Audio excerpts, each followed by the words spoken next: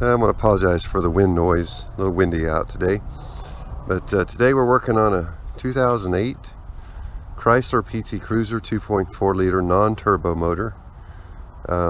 This particular one has got a series of bad motor mounts, so that's what we're going to attack today. I'll insert some video here of the motor running and you'll see what we mean by bad motor mounts.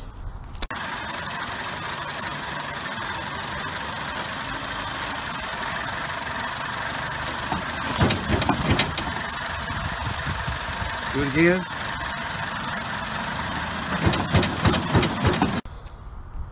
So as you can tell, they're pretty bad. Motor's hopping around in there.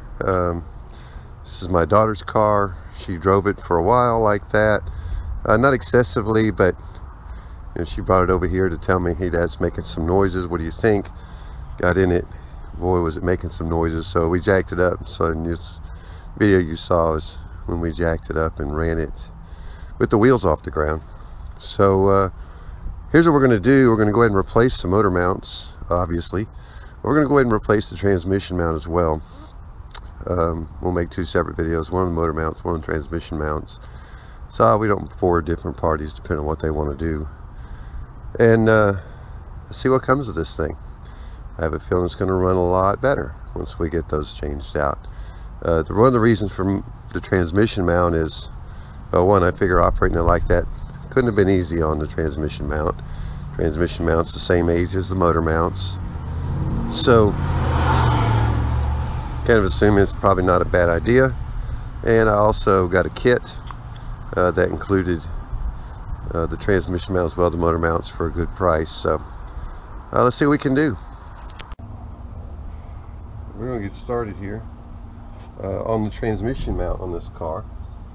Transmission mount on this car is somewhere underneath all this, so we're going to go see what we can find. Begin disassembling various parts. This box needs to come out, so let's begin there. There is a hose here on this box, recirculation hose, which we know that needs to come off. So that's a crankcase vent, and that needs to come off. So let's get started there and see where we land. So the canister, the intake canister, filter housing, whatever you want to call it, pops straight up. It sits on a little support here. Now we're going to take off the hose that goes between the intake and the throttle body, or between the filter and the throttle body. And also we need to disconnect this sensor, and it's fairly straightforward to do. Pop the red tab up, which it already was, push down the tab inside and unplug it. Now I have already disconnected the negative battery terminal when I lifted this up, number 10 millimeter, to disconnect the battery terminal. So that's done. Please don't ever disconnect anything in a modern car without disconnecting the negative battery terminal first. Okay, so that's out of our way. Beginning to get a view now of what's going on. I can now see the transmission mount down here. Got a few things I need to take off of it. So let me get started. I believe we're going to have a 10 millimeter, so let me get that going. So we'll start with these two number 10s here on the fuse box bracket.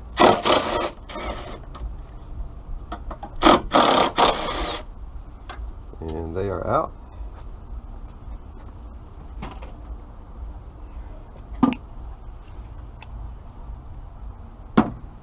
So let's see how much of this will move and where it's going to go. Oh, that's kind of nice.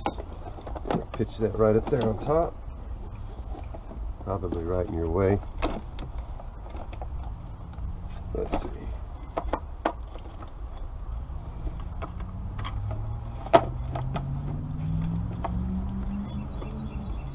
Really need to find something to do with this one. There we go. Now what you'll see is the remainder of the primary transmission mount. There's also a number 10 here, the back battery support has got a number 10 that needs to come out. And it's out. Let me show you something. It's always kind of nice. It's kind of nice if you have your parts when you're getting started. Because what that lets you do is it lets you begin to understand what's connected to what. So if we look at this thing, let's set it right here. These are the two bolts that we just took out, number 10s, that hold the electrical system in place. This is number 10. This is the number 10 that holds the base of the battery case on one side. And then we can look and see there's two bolts that go down into the transmission, and then there are 4 bolts that go into the side of the frame. So having the new part when you're trying to take out the old part really makes a lot more sense of what you're doing, what you're dealing with. So good practice to have it if you already know. If you're exploring, obviously you don't know. But in this case, very nice. We know what we need. So we've got these 4 bolts and then 2 bolts out of the transmission. We're going to now get under the car and jack up the transmission to support it. Now, I'm not sure. Oh, well, I know there are mounts on the front. I know they're worn out, but I'm quite sure they'll hold the weight of the motor. But I do definitely need to brace and hold the back of the transmission. In order to do that, for this whole job, basically, I have jacked up the car, the front of the car, put jack stands under it, chocked the rear wheels, and I've also pulled both front wheels, because in this case I'm going to be moving to the front motor mounts after this transmission mounts out of the way. Also going to be doing a front brake job on this car while I'm here. So again, I've just made myself some room to work. So for now, let's see what we can do about jacking up this thing. All right, before I take this motor mount out, or this transmission mount, excuse me, I'll give you a chance to take a little better look. Basically underneath this wiring we have 2 bolts. These 2 bolts go down into the transmission. These 2 were number 10s that held the electrical system in, and then there's a number 10 right under here that holds part of the bottom of the battery tray. And then there are 4 bolts, 2 to a side, that go down each side that bolt into the side of the frame rail here. So those are the ones that we're going to attack next. We're going to start here. I have put a jack under the transmission with a block of wood. Not going to bother showing you that. It's pretty straightforward. And so then we'll go ahead and remove these 2 bolts initially, make sure everything's good, and then we'll take off the other 4 and then get this thing out of here. All right, we're going to start with these 2 on top. We're going to make life a little simple and use our impact on these. Alright, now the next one we're going to watch. What if the transmission drops? Let's see.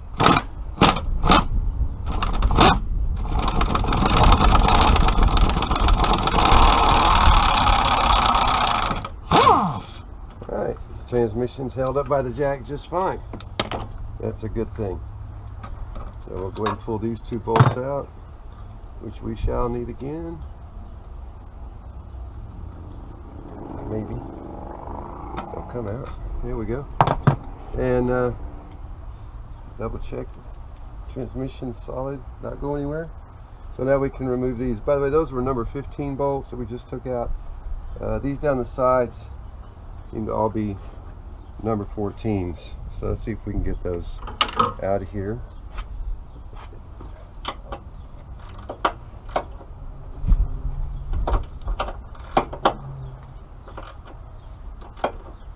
I think I lied to you. No, they're 14s. Now we get that one loose. That's number 13 down there. That's a 13. Okay, let me switch out sockets here.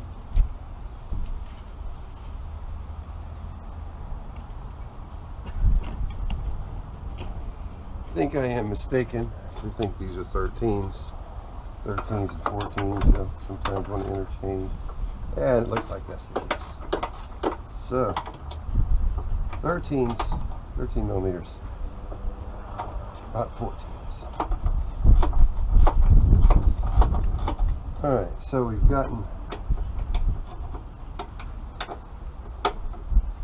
basically gotten them all loosened up. So let's see if we can run them out of here pretty quick.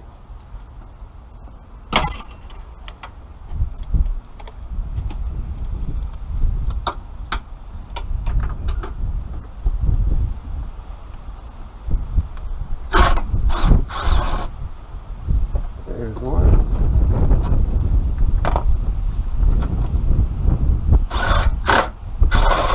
Apologies if you can't see a lot.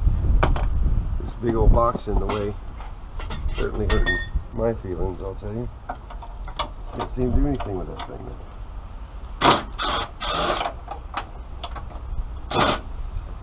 So we should be just seconds away from the transmission mount coming out of this thing.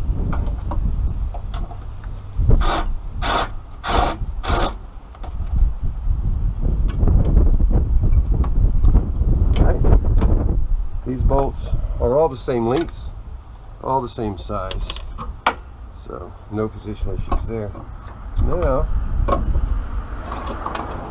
there it is. The transmission mount is out. Doesn't look too bad, considering how bad this thing was rocking around. It does look a little deteriorated in place, but again, it's quite old, so it's definitely worth removing it. When we go back together with this thing, first thing we want to do before we go lining up a bunch of stuff, we need to line up these two main bolts going down into the top of the transmission. Hopefully you see those bolt holes right there. So we're going to start there. Well, first we're going to put it in right. That would make a lot more sense. There we go. So we're going to start by lining those holes up. And then we can manipulate things a little bit if we need to. So we'll just get a start on them. First, I'm going to take a break. I'm going to go get some anti-seize. And I'm going to anti-seize these bolts before we go any farther.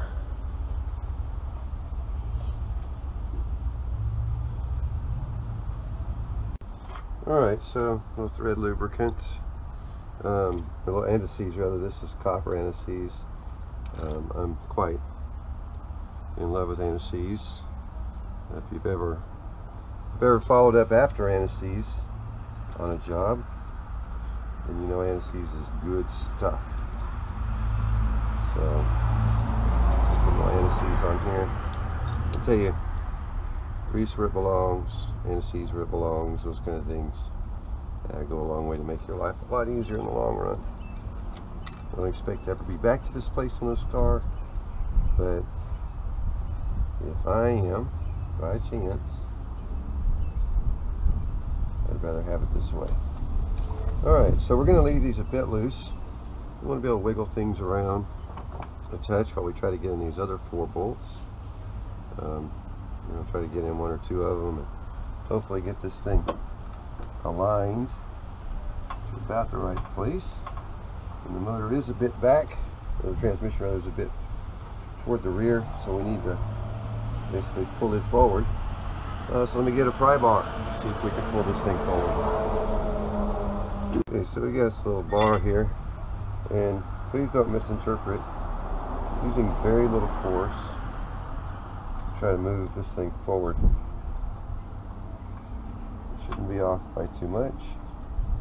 So I don't want to go too crazy with force.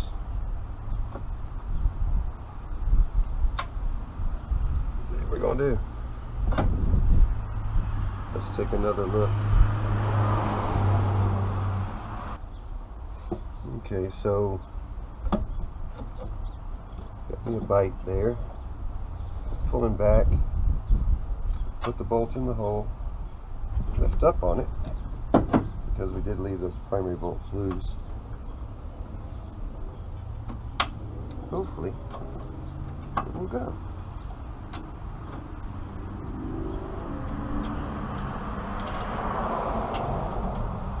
There it is, I think. Let me my ratchet. Do not want to do that with my little electric impact. Let's see if we can start this thing, make sure it started good, straight.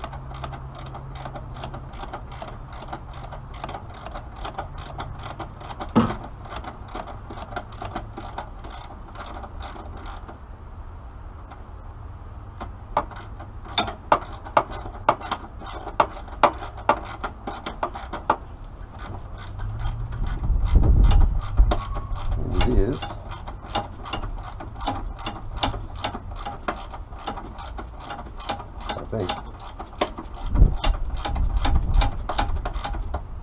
Yep, so that one started.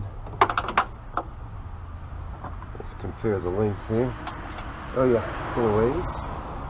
So, let's see what we can do with the next one. We're going to choose the top one, or the bottom one rather, probably on the opposite side. And I hope we don't need this bar. We'll set it aside.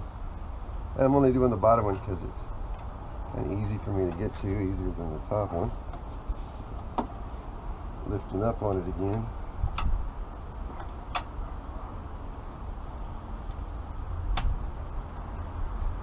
I think we're close. Let me get my extension, see if I can get a start on it.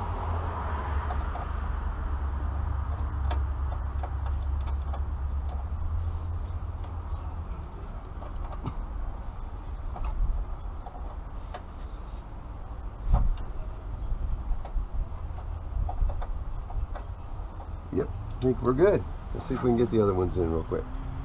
So I got them all started. Just took a minute or two. I did have to jack the transmission up just a touch. So those 4 bolts are well started. And we'll secure these properly. Make sure we get them all run up. This impact doesn't put up a lot of torque, so it may sound bad, but we're going to still come back behind and tighten them by hand. So let's see if we can do that real quick. Oh yeah, did a pretty good job, didn't it? So the 4 bolts are in the frame that hold the transmission mount. Now for the 2 number 15s on top. Happy there. So with the new 2 number 15s on top, let's go ahead and run them down there real quick. And we're going to go light on the impact here.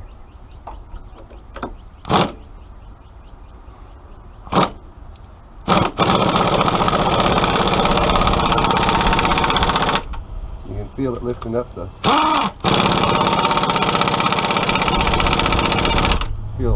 transmission when it does. So let's go ahead and snug them up.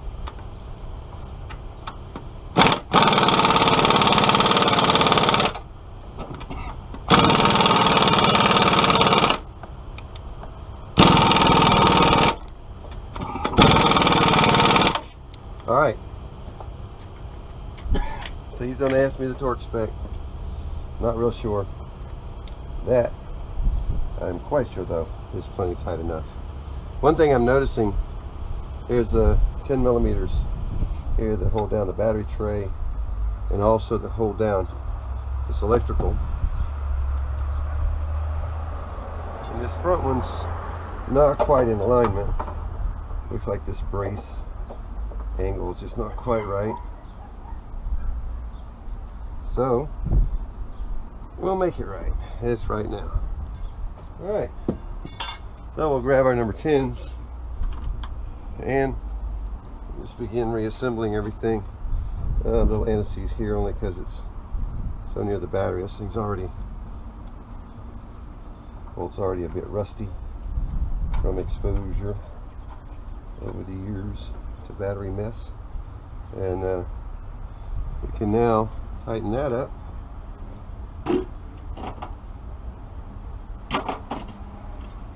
If I could find my 10 millimeter, and I can. So we'll go ahead and snug that up good. Okay, and then drop this electrical back down in there, preferably without getting anti-seize everywhere. One thing about anti-seize, it's good stuff. It'll make a mess. It'll make a heck of a mess if you're not careful. Alright. If these will line up, and it doesn't look like they will, that's nice. That's real nice. Alright, let's go see what we can do with that. Well, we'll discuss that little discovery, but basically when you look at this replacement part, dimensionally it appears very correct, and for the most part it is. You know, the holes line up, everything's in pretty good shape. I told you I did have to bend this out a little bit, but this tab was just, this tab on the bracket here, the new one was just bent in a little bit, but these two holes are dimensionally different. So what I've determined is that on the new one, the front hole is fine, but the back hole is too far out this direction. So what I've done is I took the bracket. I had two choices. I could have simply put in one bolt. Probably would have been fine, truthfully, but I'd prefer not to do that. So I went ahead here where the holes are. Just looking at it from the bottom. Here's the two holes. Now this is just a hole for the bolt. This was a slotted hole, so I slotted it further back. And I believe now we should be pretty good. And yeah, not a big deal. I just got to make adjustments on the fly sometimes, and that would be one of them. So yeah, we're going to be fine now. So let's see if we can get these last two.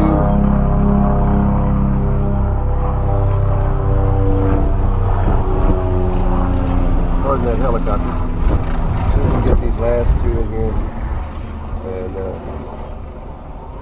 then we'll more or less be done with the transmission mount work. Let's see.